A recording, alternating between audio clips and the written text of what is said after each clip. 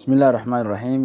Insha Allah muuqaalka maanta waxaan idinkula wadaagayaa waxaa jiro errors oo uu soo saaro Microsoft Word marka walba oo aad soo kiciso. Hadda fiiri, hadda inta aad ku qorto WinWord oo aad soo kiciso waxa uu soo tuuri doono bal ila eega.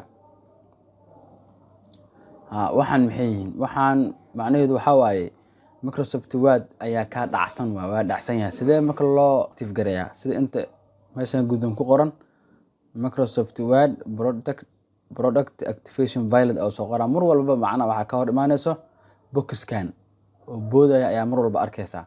Marka see loo xaliyaa, loo active gareeyaa Microsoft adoonan wax program ama tool kale aadan u isticmaalin. See loo xaliyaa marka ciladan? Fiiri, mar walba aad soo kiciso waa soo boodaya program kasta oo aad soo kiciso. Haddii aan soo kiciyo Excel oo kale, fiiri dadku waxay aad u isticmaalaan Word, hatta Excel marka soo kiciyo wuu soo boodaya asagana. Marka waa kaas see loo xaliyaa marka ciladan.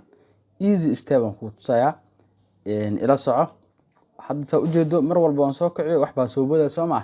Marka hore marka Word-ka haddii uu ku furan yahay ama Excel-ka ama Office-ka wax la isku dhaho Word-ka iyo Excel-ka iyo Access-ka iyo PowerPoint-ka iyo wixii la midka haddii furan yihiin xeer marka hore. And then waxaa soo kicinaysaa this PC ama computer meesha loo yaqaano. Kadib waxaad tegi doontaa local disk C oo ay ku qoran tahay calaamadda Windows-ga ah ayaa double click leedahay. Kadib meeshan waxaa ku jiro laba program files. Haddii adiga aan kala duwannahay waa gooni. Step-ka aan u mari doono haddii uu ka duwan yahay adiga mid kale ayaad insha Allah waa mari doontaa. Laakiin hadda waxaan galayaa hadda waxaan ku qoran program files times 68 iyo program files oo waxba aan wadan. Marka aniga waxaan galayaa program files waxba aan wadan galayaa. Haddii hadhow inta aad ku soo weyso step-ka aan maro, haddii inta meesha aan maro aad ku soo weyso midkan ayaad galaysaa oo numberka times 68 wato. Meesha aan tagay oo aan midkan tagi doono ayaan tagaysaa. Marka hadda tijaabi horta marka hore step-ka aan marayo waxaad galaysaa program files. Waxaad ka sii galaysaa meesha ay ku qoran tahay common files.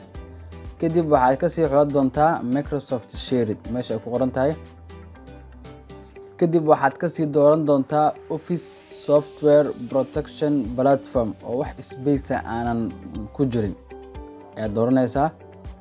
Kadib kuwaan meesha ku jiro oo dhan waxaad fiirinaysaa shayga ay wataan. Kuwa hadda kan waa cad yihiin, kuwaana buluug ayay wataan. Saa u jeedo marka waa labadan midkood ayaad right click leedahay. waa inay ku soo baxdaa run as administrator. waa inay ku soo baxdaa. Tusaale haddii hadda fiiri aan doorto midkan hoose right click dhaho waa kaas wuxuu soo saaraa wax kale. Laakiin waa inay ku soo baxdaa right click open iyo run as administrator waa inay u koreysaa. Hadda markaan waxaan dooranayaa run as administrator. Yes ayaan leeyahay. Waa kaas inta saan ku guuleystay. Midkan kale bal aan fiiri inuu leeyahay asagana waa leenahay run as administrator. waa kaas bes waaye. Labadan shay oo ay wataan calaamadahaas aad u jeedo bes ayaa fiiraysaa. Kuwan kale way isku wada egyihiin saa u jeedo. Ma lahan iyagoo run as administrator ma lahan saa u jeedo. Marka labadana leh haddii hal xabo uu ku leeyahay halkaas xabo isticmaal. Haddii laba xabo aad aragto labadaas isticmaal. Ka badan hadaa aragtana ku sameey. Marka aan baroweyna marka way haday markaan soo kicino waxa dhacayay inay wax soo boodaan.